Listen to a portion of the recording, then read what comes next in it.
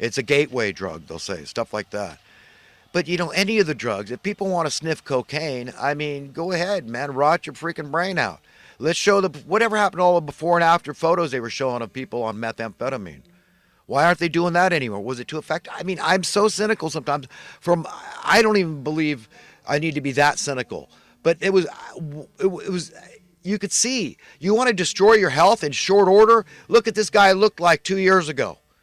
And now he's been hooked on meth. Now look what he looks like. That's going to be great motivation, great incentive for these heroin addicts.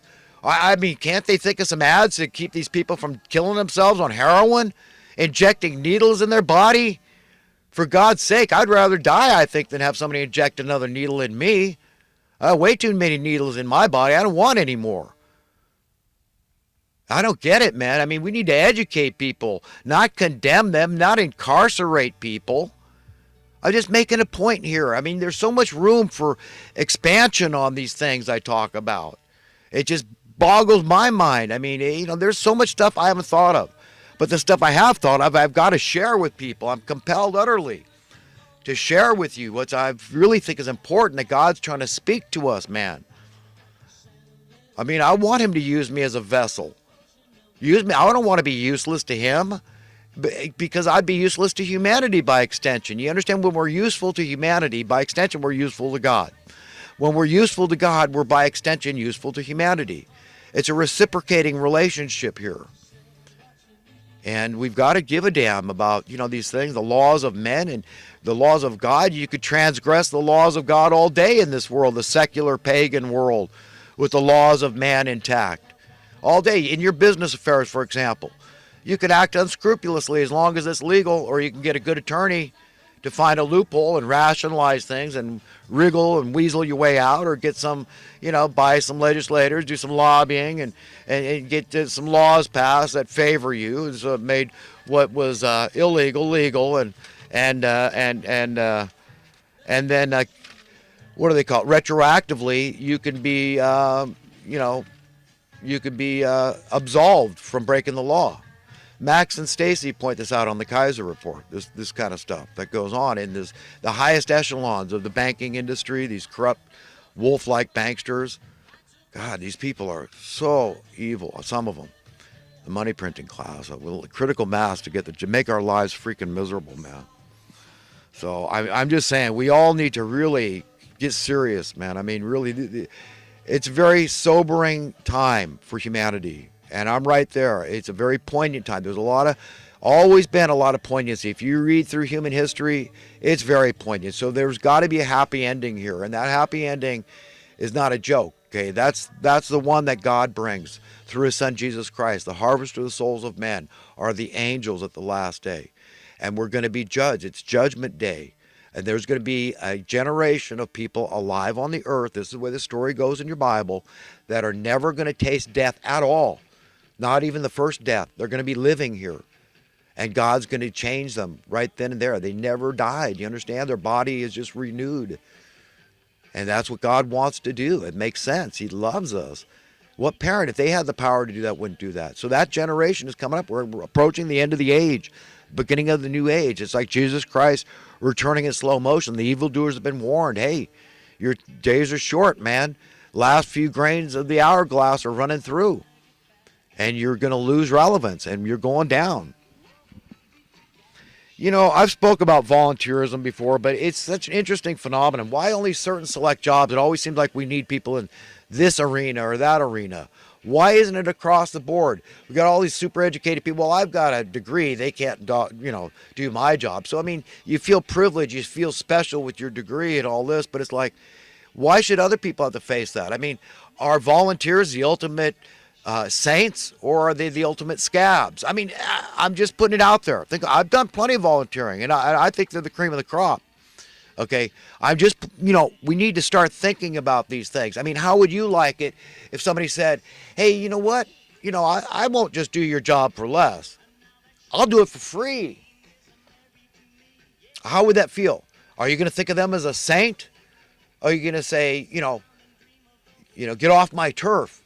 Sort of thing. You're going to have an attitude. That's my livelihood. That's my bread and butter. That's my survival. I need my job. I need money. So I'm just trying to give some food for thought. I like to invoke thought in people. Trump taking hydroxychloroquine, and the mainstream media is up in arms about it.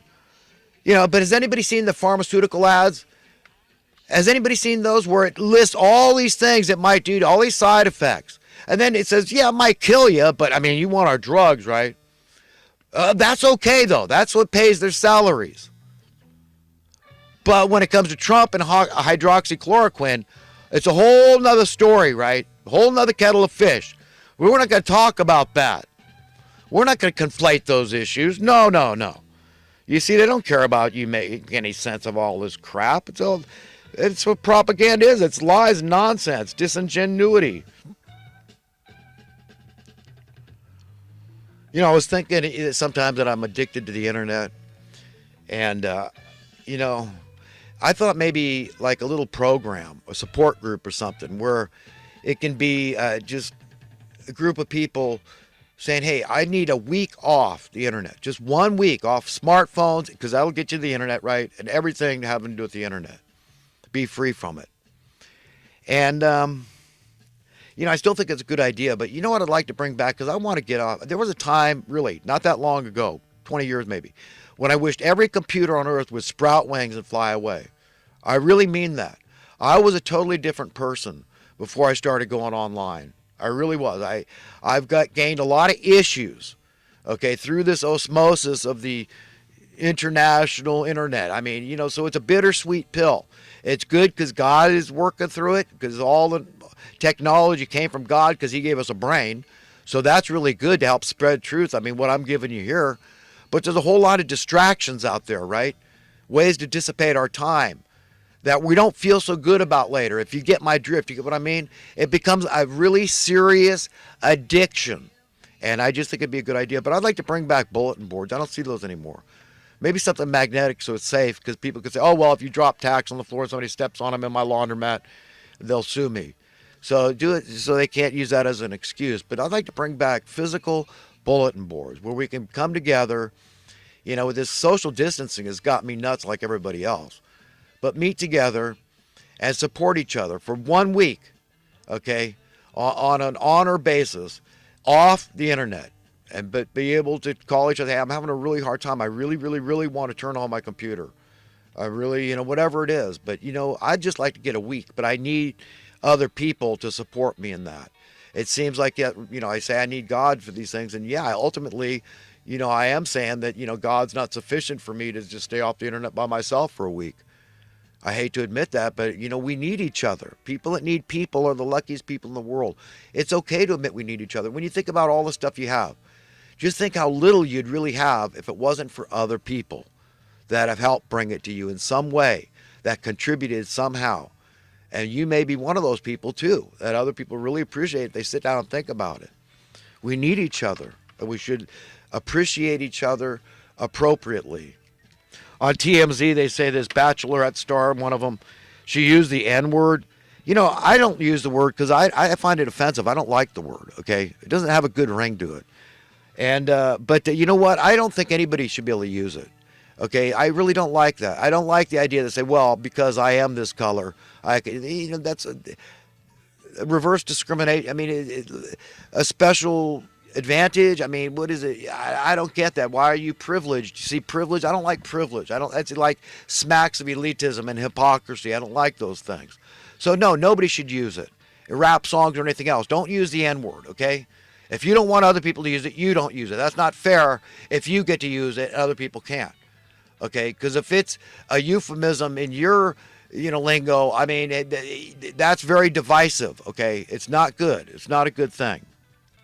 When it comes to powerful disagreements and controversial issues with people, even in our own family, we've always got to give people a benefit of the doubt and just imagine they actually really believe what they espouse. I mean, if we don't do that, we can't expect them to do that for us. Like I always say, if you need slack, like me, I need a lot of slack, because I can be a real a-hole. Not the bad kind necessarily, I don't think, in my mind. I'm not a real a-hole. I'm not evil, but I can be arrogant.